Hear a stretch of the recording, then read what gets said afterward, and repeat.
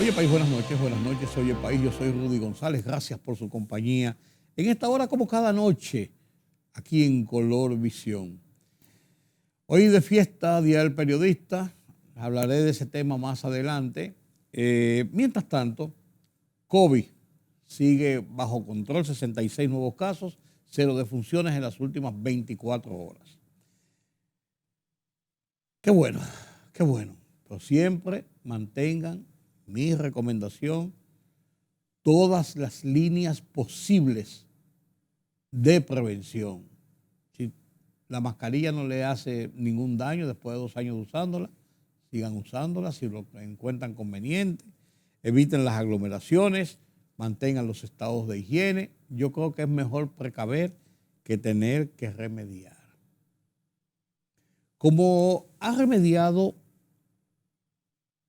en las últimas horas el gobierno el tema de la comunicación y de las explicaciones referente al proyecto de tasa cero a los aranceles de 67 productos que ha señalado el gobierno para poder enfrentar la situación de la inflación y de la eventual alza de precios descomunal que podían venir en muchos alimentos.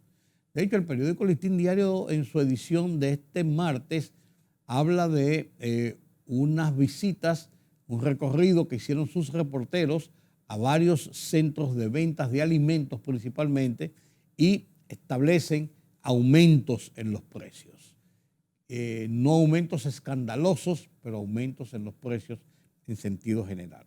Y es tratando de evitar esto, y uno lo entiende, que el presidente Luis Abinader emprendió una serie de medidas para tratar de evitar que esto se salga de las manos a propósito de los efectos de la grosera invasión rusa a Ucrania y que ha puesto Europa y gran parte del mundo patas arriba, ya resentido el mundo en su economía por los efectos de la pandemia que va de pasada.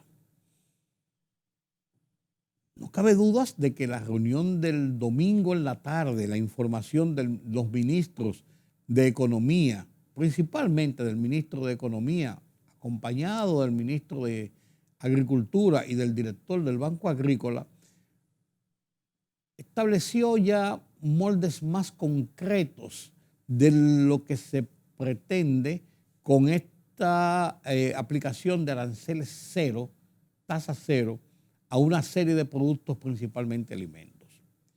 Y remata con la reunión que sostuvo el presidente de la Cámara de Diputados y legisladores con una comisión del gobierno encabezada en esta vez por el ministro de Industria y Comercio, Víctor Ito Bisonó, y por otros funcionarios del área que tiene que ver con lo relativo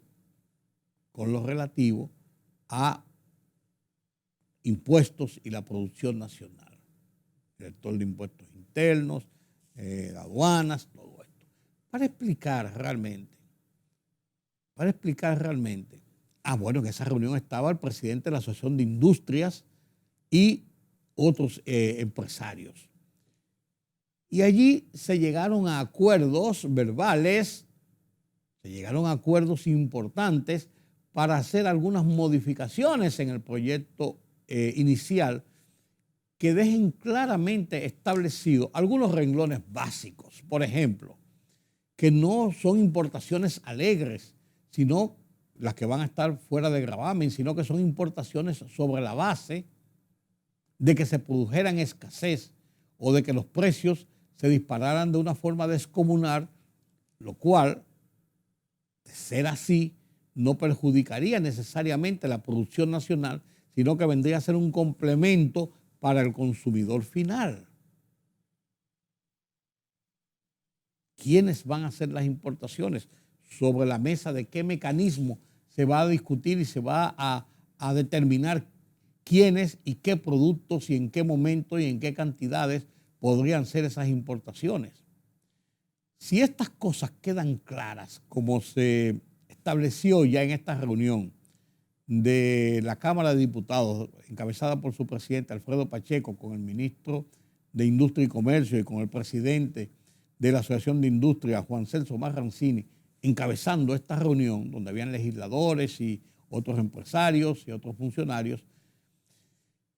Y después de lo anunciado el domingo en la tarde por el ministro de Economía, acompañado del ministro de Agricultura y del director del Banco Agrícola, si estas explicaciones quedan claras, yo creo que podemos ir superando los temores que se generaron y de forma justificada en sus inicios sobre los perjuicios que podría causar una medida que tiene, no cabe dudas, una buena intención y que tiene, no cabe dudas, la pretensión de favorecer a las grandes masas de consumidores en la República Dominicana, principalmente de alimentos. Entonces yo creo que se comenzó por el final y ahora se está comenzando por donde debió ser el comienzo.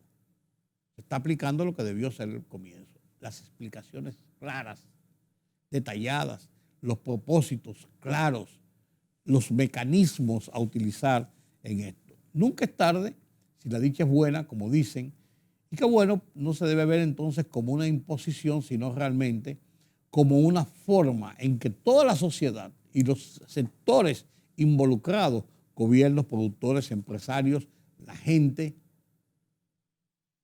salgan airosos de esta crisis de aumento de precios, de eventual escasez de algunos alimentos. Así debe ser, señores.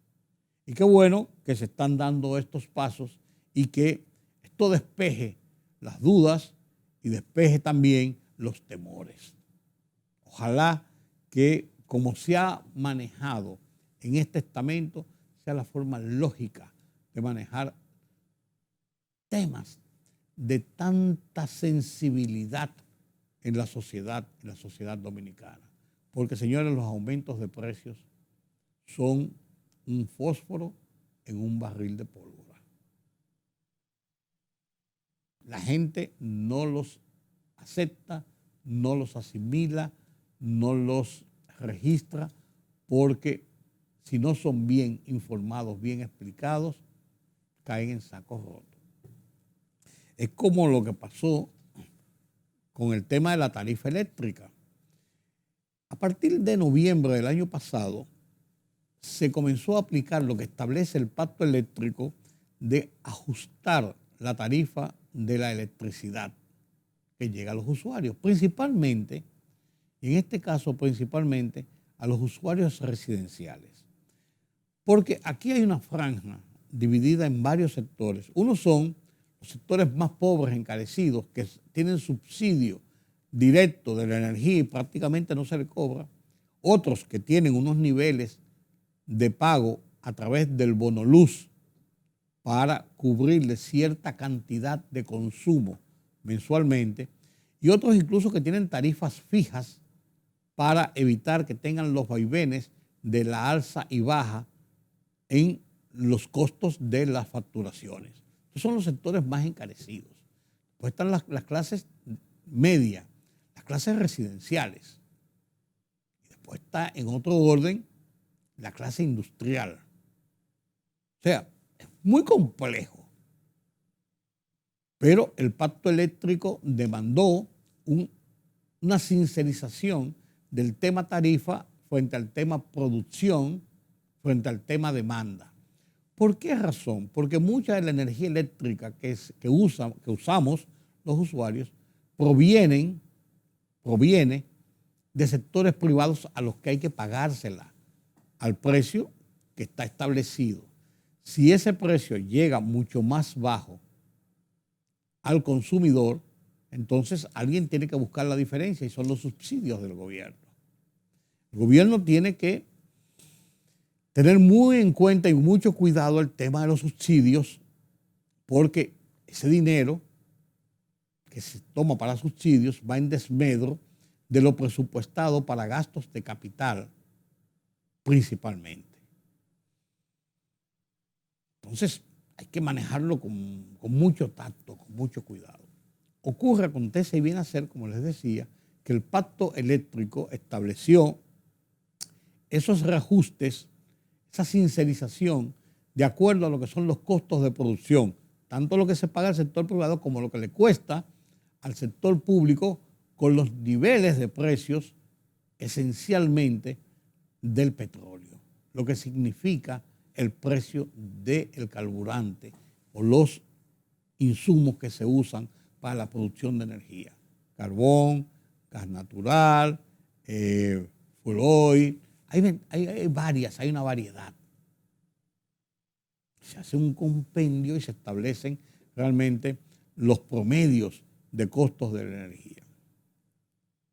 Pues bien, comenzó en noviembre y se hizo un ajuste que estaba para ser continuado cada 3 meses como establece ese pacto eléctrico. La Superintendencia de Electricidad ha anunciado que de haberse producido en los niveles de los precios del petróleo actuales, del costo de la energía eléctrica actual que se sirve al usuario, el aumento de tarifas pudo haber llegado hasta un 26% a las zonas residenciales. Hasta un 26%. Estableciendo unos promedios y buscando puntos de equilibrio, se llegó a un aumento del 9%.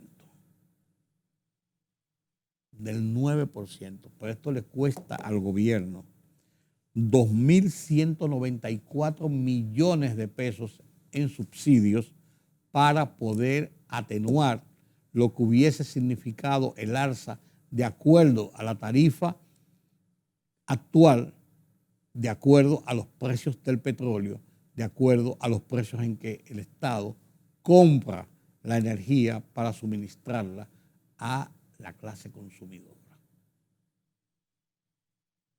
Miren de lo que se trata.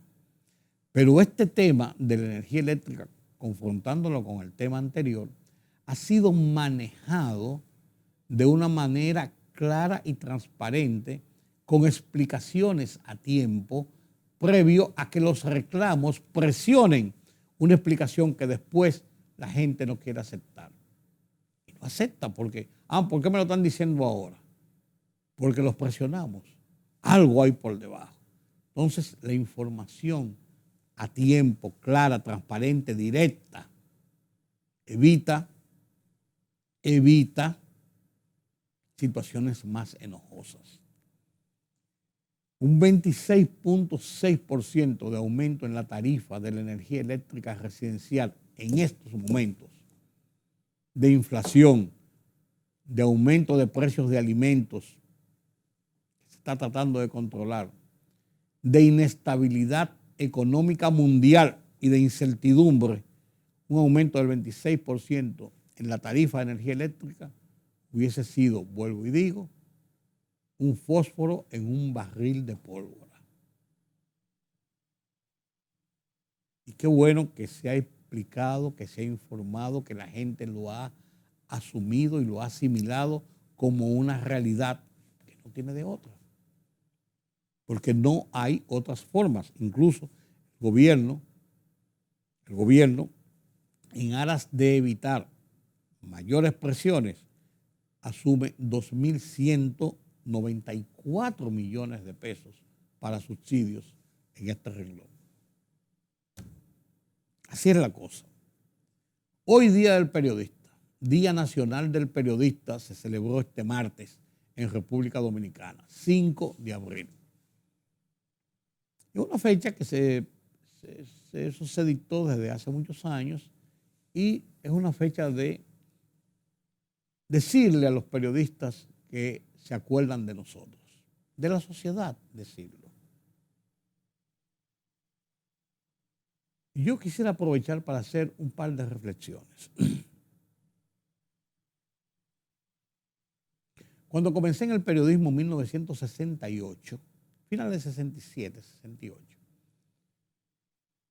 hace 53 años y un poquito de ejercicio periodístico ininterrumpido el cual me llevó a ser, a tomar, a participar, a ostentar las posiciones más altas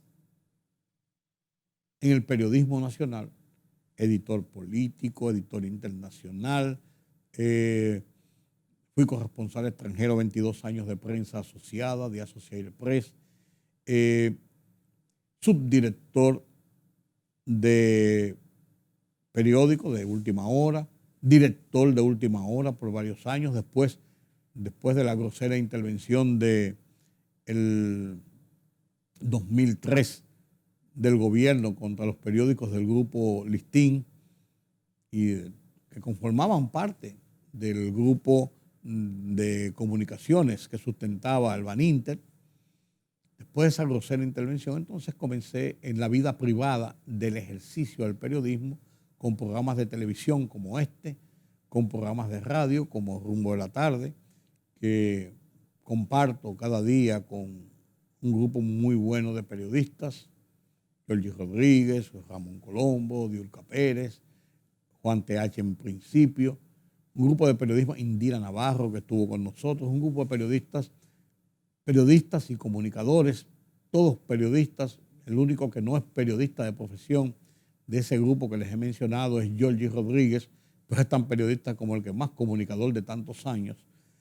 Y entonces, yo creo que he desarrollado una labor satisfactoria para mí, satisfactoria para lo que he brindado en el ejercicio del periodismo. Pero me hace reflexionar cuando se celebra el Día del Periodismo y no recibe tantos agasajos y tantas cosas. Me hace reflexionar en lo que ha sido el devenir del periodismo, del ejercicio del periodismo en República Dominicana por tantos años.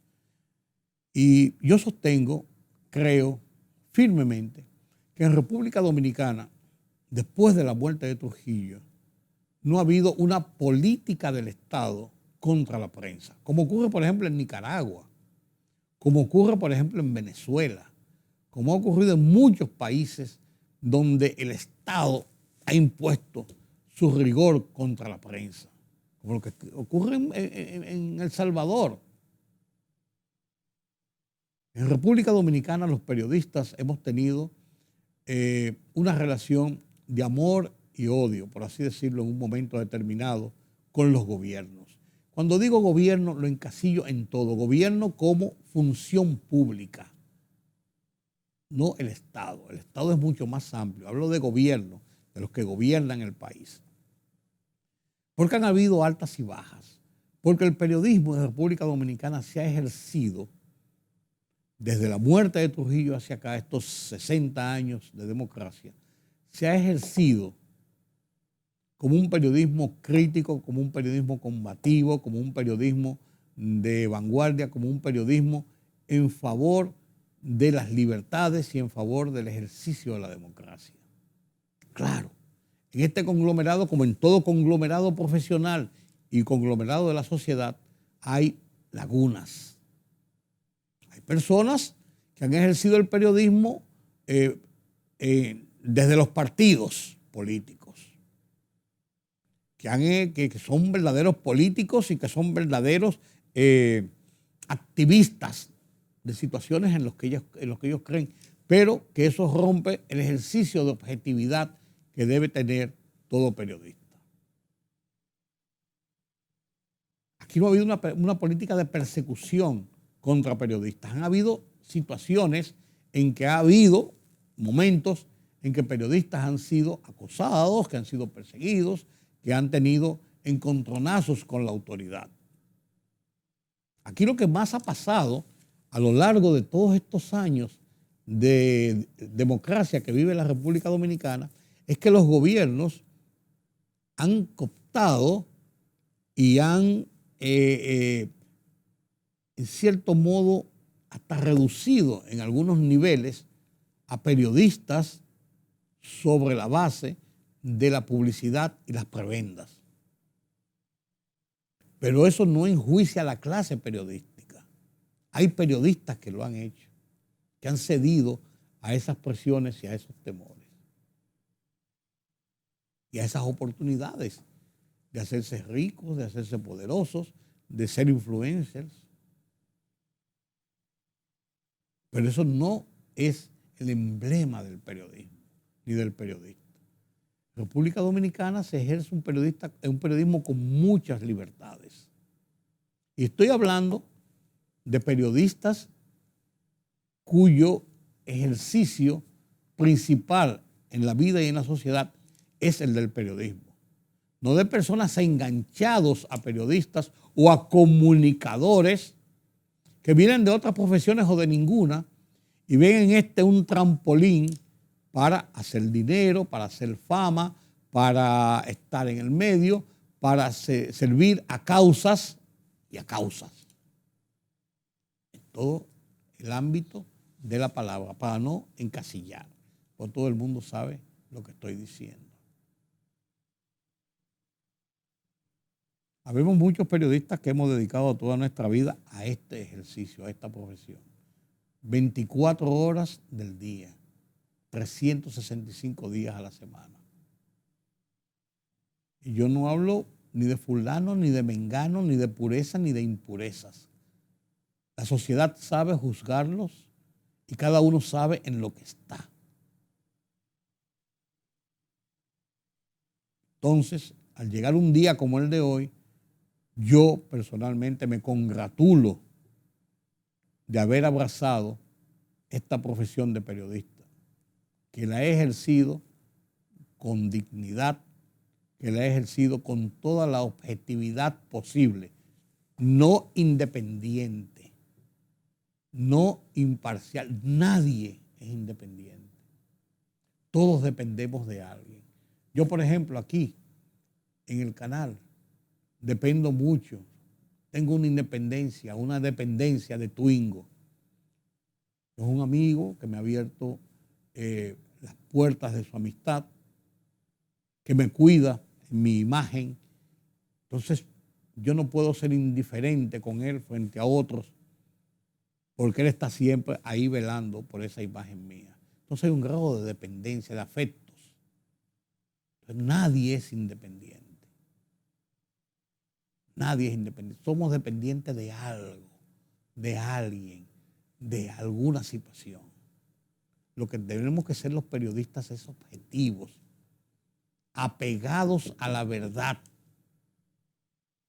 dentro del buen sentido del ejercicio periodístico, porque eso es lo que espera la sociedad. Nosotros no somos monedita de oro, como se dice en el refranero popular, para gustarle a todo el mundo. Los periodistas somos urticantes, somos críticos, pero también somos informadores, sobre todo, de la situación nacional. No orientadores. La gente se puede orientar de nuestras informaciones y de nuestros argumentos y de nuestros análisis o comentarios. Pero cada uno tiene que sacar sus conclusiones dentro del grado de veracidad, dentro del grado de confianza que le genere el periodista que le habla o que le escribe.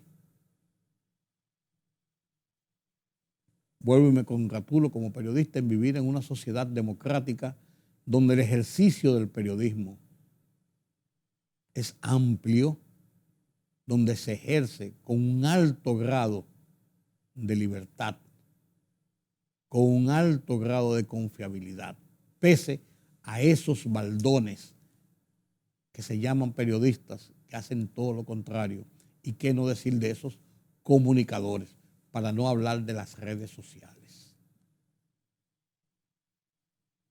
Así es la vida. Felicidades a los periodistas y me felicito yo mismo en esta fecha. Se ha hecho justicia, en este caso del periodismo, forma de verlo, cuando un hombre como Bonaparte Gotro Piñeiro es seleccionado con el Premio Nacional de Periodismo 2022, que otorga el Ministerio de Educación y el Colegio Dominicano de Periodistas. De un jurado muy amplio y variopinto, se escogió a unanimidad el nombre de Bonaparte Gotro Piñeiro, con 85 años de edad y todos los años del mundo en el ejercicio del periodismo en República Dominicana. Periodismo que combativo, su forma de ver la noticia, sentó un gran momento del despegue del periodismo y de la ampliación del periodismo en República Dominicana desde aquella unidad móvil de radio comercial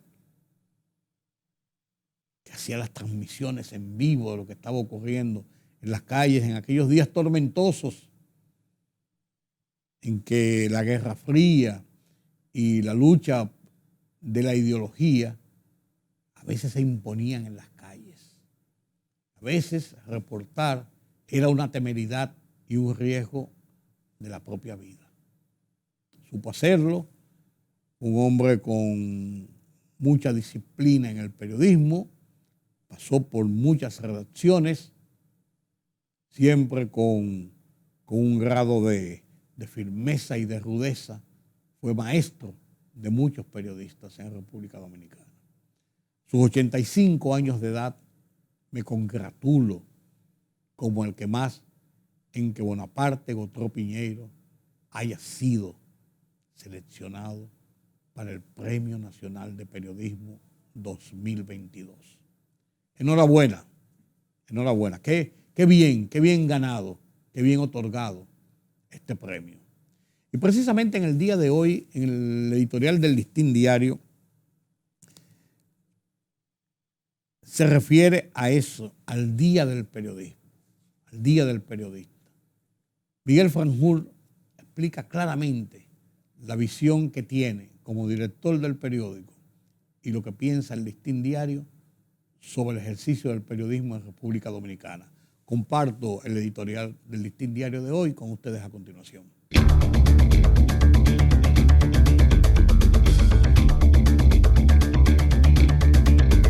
La libertad de prensa es la última trinchera que queda para defender el más sagrado de los derechos humanos, después del de la vida, el de hablar y pensar sin ningún género de cortapisas. Los periodistas son los soldados que únicamente con las armas de la verdad y el apego a los principios éticos de la profesión arriesgan sus vidas buscando y difundiendo las noticias. Y los medios a los que sirven, no importa su naturaleza, son los canales desde los cuales una sociedad recibe los insumos de las novedades, el pensamiento y las manifestaciones de la pluralidad humana que los periodistas recogen y plasman cada día en su misión informativa. Hoy es el Día Nacional del Periodismo y lo conmemoramos con dos sentimientos mezclados, con la satisfacción de haber sido en nuestra sociedad valientes batalladores en favor de esta preciada libertad y por otro, con la pena de sentir los irracionales e injustificados ataques que se perpetran contra esta clase, tratando de desacreditarla o desconocer su decisivo papel en la sociedad. Ataques despiadados han terminado con la vida de muchos periodistas en América Latina, en paralelo con los atentados contra la integridad de los medios independientes, unas veces por vía de legislaciones, otras por la acción directa, letal o coercitiva que provienen de grupos de poder y del crimen organizado. En medio de esos peligros, amenazas, intimidaciones, pero también victorias en las luchas por las libertades, el periodismo profesional no abandona sus trincheras ni se doblega fácil ante los enemigos de la libertad de prensa y expresión. Saludamos a todos los periodistas dominicanos en este día y en especial a todos los miembros de nuestra redacción empeñados en sostener una larga tradición de más de 130 años de ejercicio serio y comprometido con las mejores aspiraciones de la sociedad contra viento y marea.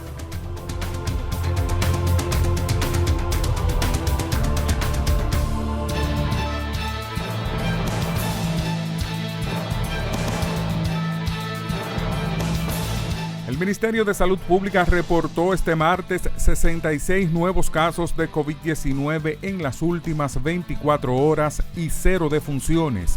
Con esta cifra se sitúa en 130 el número de casos activos en el país, mientras que el número de defunciones se mantiene en 4.375, de acuerdo al boletín 747 dado a conocer por la Dirección General de Epidemiología. Estados Unidos bajó a nivel 2 la alerta de viajes para sus ciudadanos a República Dominicana y es la segunda disminución que hace en menos de un mes. A mediados de marzo el Departamento de Estado bajó de 4, que es la alerta máxima y que se había emitido en enero pasado, a nivel 3 y ahora la disminuye a 2 por entender que ha habido una reducción en los hechos violentos y en los casos de COVID-19. El titular del Ministerio de Salud Pública, Daniel Rivera, afirmó este martes que los menores entre 5 y 11 años que se incorporaron en febrero pasado al plan de vacunación solo recibirán hasta la segunda dosis, pero que analizan la posibilidad de un refuerzo que anualmente puedan ser vacunados como se hace con la influenza.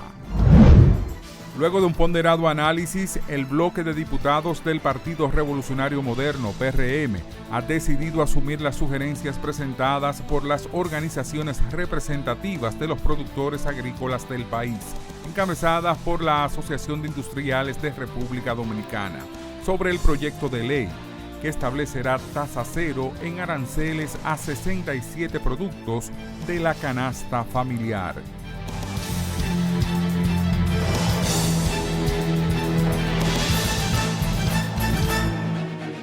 El rumbo de la tarde, plural, objetivo, democrático, la verdad siempre.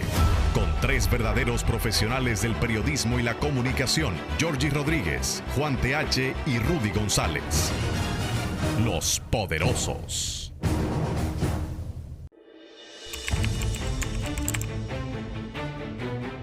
Periodismo de investigación, columnas, opinión, análisis, reportajes de fondo. Hora por hora, una completa plataforma multimedia. Periodismo con valor. Noticias horaporhora.com.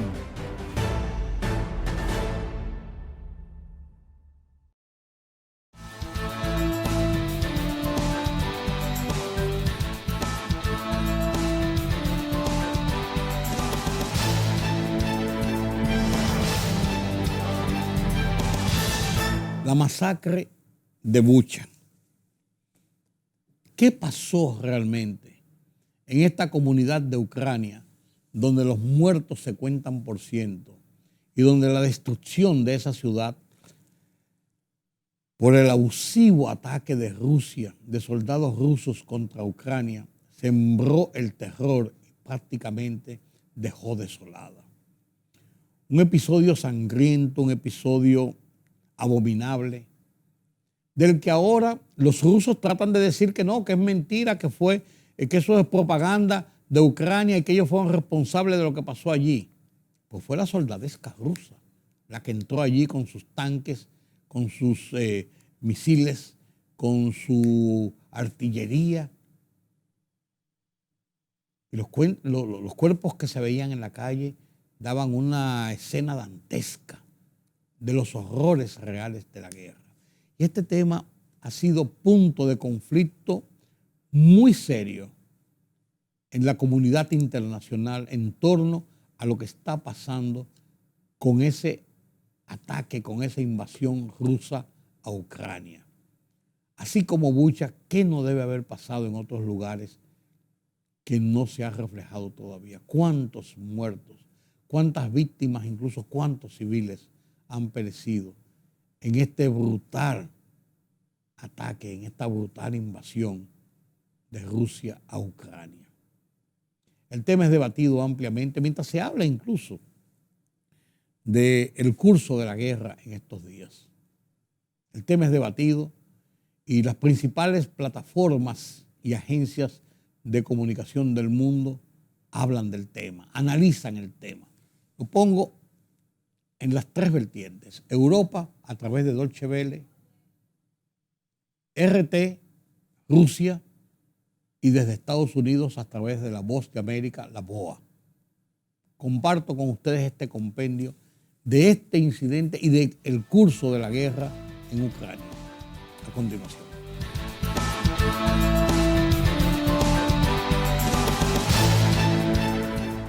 El horror a plena luz del día. Esto es Bucha, en los suburbios de Kiev, y les advertimos que las imágenes a continuación son muy duras.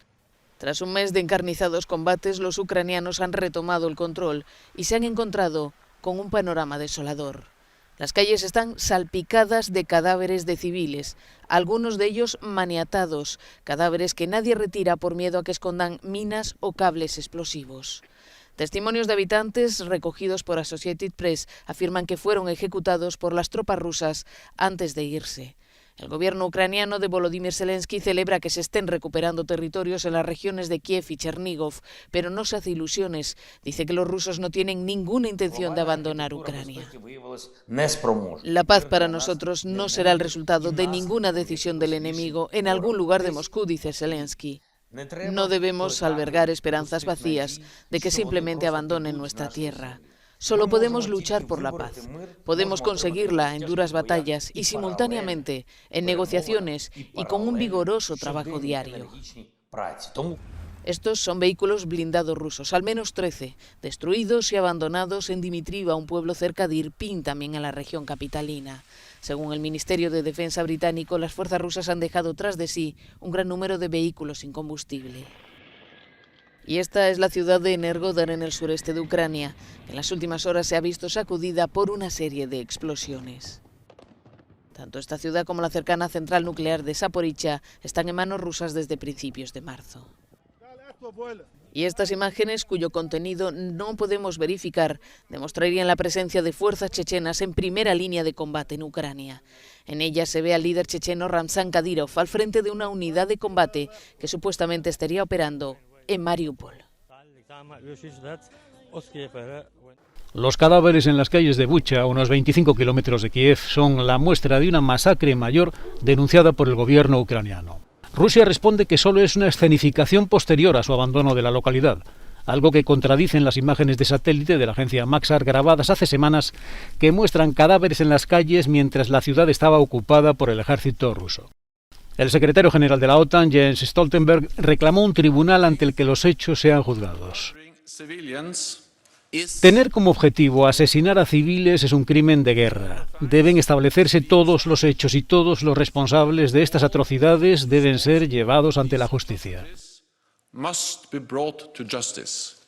La OTAN coincide con Ucrania en que las tropas rusas se están concentrando para una gran ofensiva en la zona del Donbass. Según el parte diario del Ministerio de Defensa ruso, sus fuerzas han atacado un centro de entrenamiento de las fuerzas ucranianas y varios depósitos de combustible. Las tropas ucranianas retoman el control de ciudades como Borodianka, de la que se han retirado los rusos. El presidente ucraniano Volodymyr Zelensky advirtió que podría haber otras masacres aún peores que la de Bucha. Citó a la ciudad de Mariupol, que sigue sitiada. Y Mykolaiv, ciudad clave en la ruta hacia Odessa, teme ser la siguiente en la lista del Kremlin. Por ahora resiste, pagando un alto precio en infraestructuras y vidas. Para Rusia es esencial para evitar que Ucrania recupere Jersón.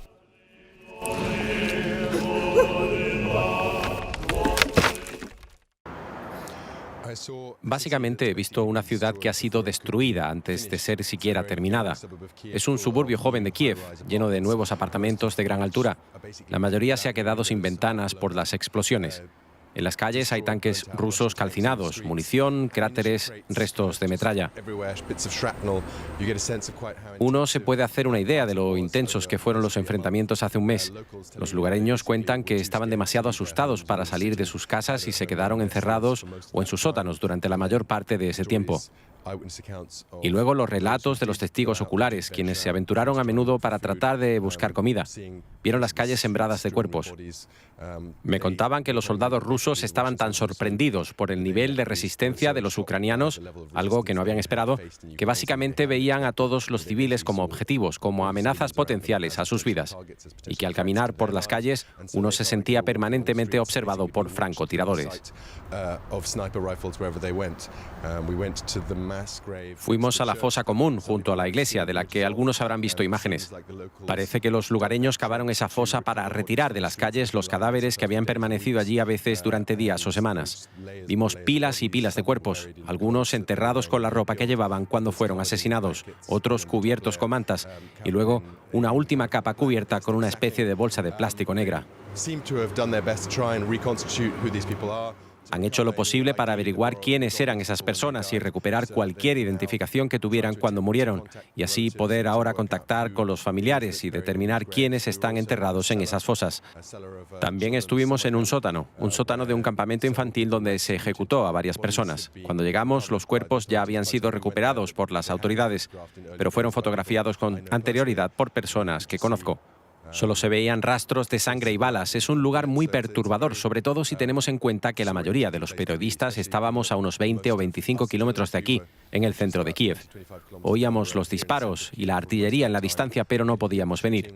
Ahora, por primera vez, hemos estado sobre el terreno para verlo con nuestros propios ojos.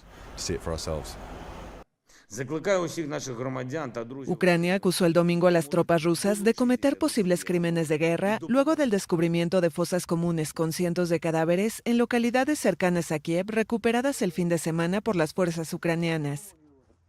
El presidente Volodymyr Zelensky acusó a Rusia de estar cometiendo un genocidio de civiles en su país y anunció la creación de un mecanismo especial con expertos nacionales e internacionales que investigarán los posibles crímenes de guerra rusos.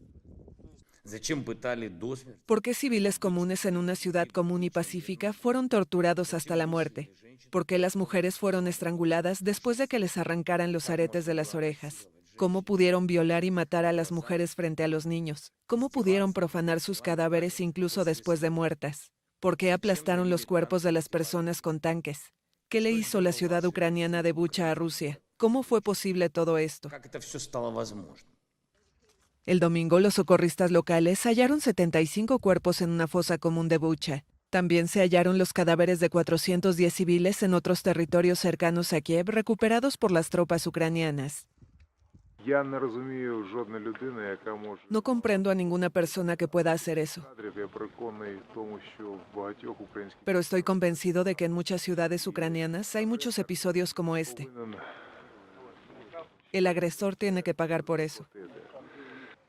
El sábado, periodistas de la France Press descubrieron unos 20 cadáveres esparcidos en una calle de Bucha, y el alcalde de la ciudad, Anatoly Fedoruk, informó que 280 cuerpos habían sido enterrados en fosas comunes. Las imágenes dieron la vuelta al mundo y desencadenaron una serie de condenas a nivel internacional, así como llamados a endurecer las sanciones contra Moscú. Este es el perímetro dentro del cual los rusos nos permitieron recolectar cuerpos y enterrarlos. Pero cuando nuestros muchachos salían, disparaban a sus vehículos en los puntos de control. Estaban recolectando bajo su propio riesgo para que estos cuerpos no sean saqueados por los perros. No es solo lo que pensamos, puedes verlo por ti mismo. Estos son civiles. Este llevaba papas, y los francotiradores le dispararon a todos en la cabeza, por aburrimiento. Así se estaban divirtiendo. Según la ONU, que pide preservar las pruebas y reclama una investigación independiente, el descubrimiento de fosas comunes plantea serias dudas sobre posibles crímenes de guerra. Sin embargo, no descartó que entre los cuerpos estén soldados rusos o ucranianos muertos durante las hostilidades. La Corte Penal Internacional ya abrió recientemente una investigación por posibles crímenes de guerra cometidos en Ucrania. Tenemos que revisar todos los edificios privados porque no sabemos cuántos hay. Suponemos que ahora más de 300 civiles murieron solo en esta ciudad. Reino Unido, Francia, Alemania, España, Italia y la Unión Europea expresaron su horror y pidieron que los responsables sean llevados ante el Tribunal Internacional de La Haya. Rusia rechazó las acusaciones y aseguró que las imágenes de civiles asesinados eran una fabricación de Ucrania. La guerra ha dejado hasta ahora unos 20.000 muertos, según autoridades ucranianas. De acuerdo con la ONU, más de 4 millones de refugiados han huido del país desde la invasión y en total hay más de 10 millones de desplazados.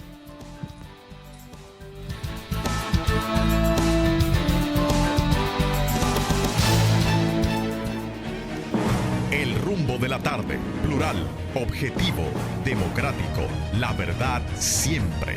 Con tres verdaderos profesionales del periodismo y la comunicación, Georgie Rodríguez, Juan TH y Rudy González. Los poderosos.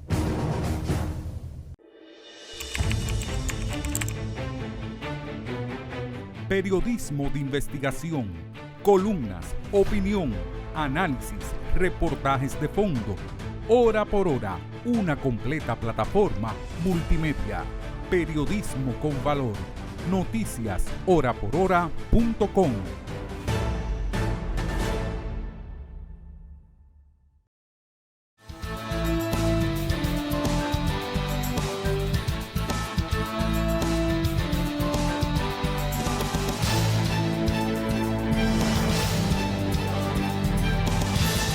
Y así como el curso de la guerra en Ucrania es tan duro, se sigue hablando de la posibilidad de un encuentro cara a cara, face to face, del presidente Vladimir Putin de Rusia con el presidente Zelensky de Ucrania, como una forma de buscar acuerdos definitivos o acuerdos decisivos que eviten esta catástrofe que está pasando en esta parte del mundo, que eviten esta masacre, que eviten esta oleada de muertos y de tensiones que además se refleja en las economías del mundo. Pedro Vargas nos presenta con este y otros temas las internacionales desde la redacción central de Oye País.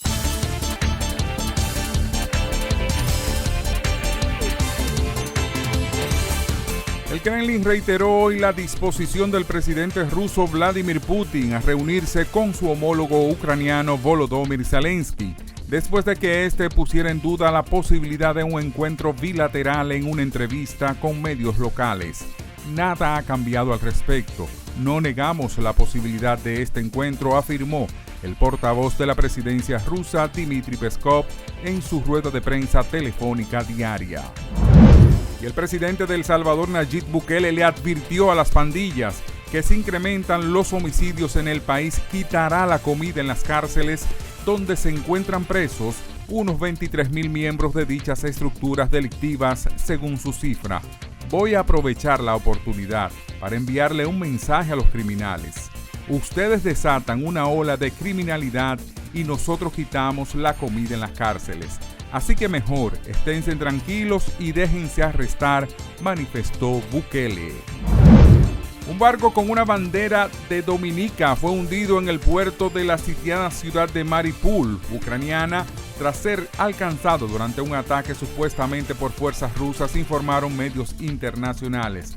Una embarcación civil se hundió en el puerto de la sitiada ciudad de Mariupol luego de que las fuerzas rusas dispararan desde el mar, lo que provocó un incendio en la sala de máquinas, señaló el Ministerio de Interior ucraniano en un comunicado.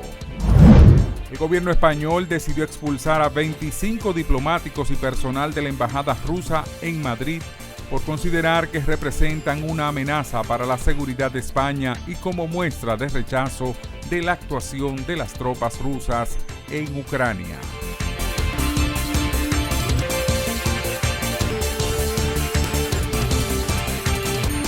Así llegamos al final de esta emisión de Oye País. Gracias por su compañía en esta noche. Mañana tenemos una cita nueva vez aquí en Color Visión. Yo soy Rudy González. Pasen un feliz resto de la noche.